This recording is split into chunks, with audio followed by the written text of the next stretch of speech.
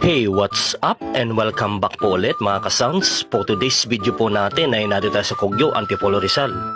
So may nagpihim po sa atin, isa ating kaibigan online na nasiraan po siya ng Sakura AB739.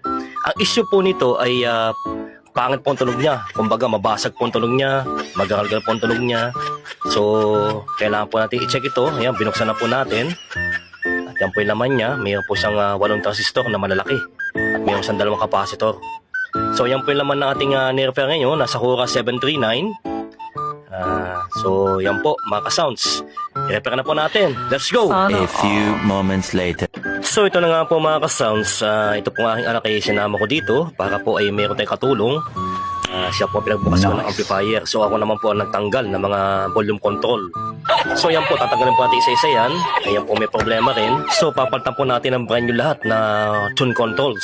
Chinek po natin ang voltahe nito, isa-isa ay okay naman po. Good ang kanyang voltahe. So transistor niya ay okay din po lahat. Yung po malalaking transistor na pinakita ko kanina. Yan din ang capacitor. A few moments later.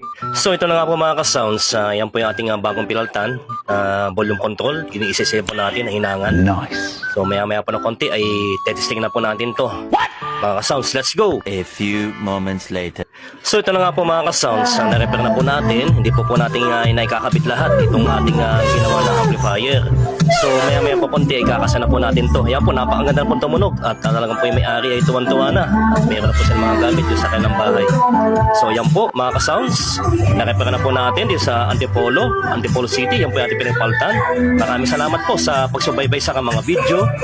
Follow and share. God bless us all. Thank you guys. Hanggang sa muli po. Maraming salamat.